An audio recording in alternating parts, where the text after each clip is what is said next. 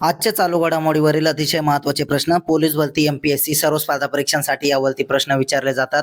अतिशय कमी वेळामध्ये आपण हे प्रश्न घेण्याचा प्रयत्न करत असतो, त्यामुळे व्हिडिओ शेवटपर्यंत पहा व आपल्या चॅनलला सबस्क्राईब करा आणि व्हिडिओला लाईक करा. तर पाहूया वेळ न घालवता आजचा पहिला प्रश्न. भारतीय लष्कराच्या उपप्रमुखपदी कोणाची नियुक्ती करण्यात आली आहे? तर त्याचं योग्य उत्तर आहे राजीव घई यांची. प्रश्न 2.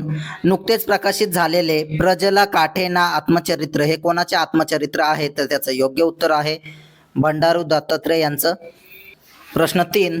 कोणते शहर अलीकडेच भारताची बिबट्यांची राजधानी बनले आहे? तर त्याचं योग्य उत्तर आहे बेंगलोर. अतिशय महत्त्वाचे प्रश्न आहेत, त्यामुळे नोट डाऊन करत चला. सर्व स्पर्धा परीक्षांसाठी चालू घडामोडीवरती करंट अफेअर्सवरती प्रश्न विचारले जातात. प्रश्न 4 पाहूया. मालदीवने अलीकडेच पर्यटनासाठी जागतिक ब्रँड अँबॅसेडर म्हणून कोणाची नियुक्ती केली आहे? तर त्याचं योग्य उत्तर आहे कॅटरीना कैफ यांची. प्रश्न 5.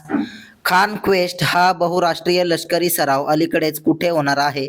तर त्याचं योग्य उत्तर आहे मंगोलियामध्ये. प्रश्न 6. प्रियंका गोस्वामीने ऑस्ट्रियन रेस वॉकिंग चॅम्पियनशिप 2025 मध्ये महिलांच्या 10 किलोमीटर शर्यतीत कोणते पदक जिंकले आहे? तर त्याचं योग्य उत्तर आहे सुवर्ण पदक जिंकलं आहे त्यांनी. प्रश्न 7 पाहूया.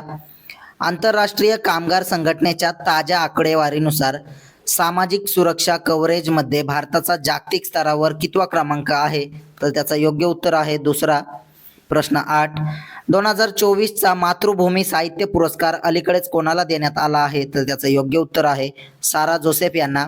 अतिशय महत्त्वाचा प्रश्न आहे, त्यामुळे नोट डाऊन करून घ्या. प्रश्न 9. तमिळ AI प्रकल्पाचे उद्घाटन कोणी केले आहे? तर त्याचं योग्य उत्तर आहे अश्विनी वैष्णव यांनी. प्रश्न 10 पाहूया. जागतिक प्रत्यायन दिन 2025 अलीकडेच कधी साजरा करण्यात आला? तर त्याचं योग्य उत्तर आहे 9 जूनला. प्रश्न 11. डेमोक्रॅट्स अँड डिसेटर्स या पुस्तकाचे लेखक कोण आहेत? तर त्याचं योग्य उत्तर आहे रामचंद्र गुहा हे. प्रश्न 12. सेंटर फॉर रेल्वे इन्फॉर्मेशन सिस्टीम्सने भारतीय रेल्वेसाठी पुढील पिढीचे बहुभाषिक अल सोल्युशन विकसित करण्यासाठी कोणासोबत करार केला आहे? तर त्याचं योग्य उत्तर आहे डिजिटल इंडिया भाषिणी विभाग. प्रश्न 13 पाहूया. GDP साठी नवीन आधार वर्ष कोणते असेल? तर त्याचं योग्य उत्तर आहे 2022-23. प्रश्न 14.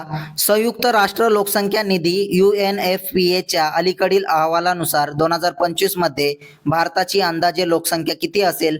तर त्याचं योग्य उत्तर आहे 1.46 बिलियन. प्रश्न 15. अमूलने अलीकडेच युरोपियन युनियनमध्ये प्रथमच आपला ब्रँड कुठे लॉन्च केला आहे? तर त्याचं योग्य उत्तर आहे स्पेनमध्ये. प्रश्न 16 पाहूया. India 5000 years of history on the subcontinent या अलीकडे चर्चेत आलेल्या पुस्तकाचे लेखक कोण आहेत? तर त्याचं योग्य उत्तर आहे ऑन्ड्रे ट्रुस्के. प्रश्न 17.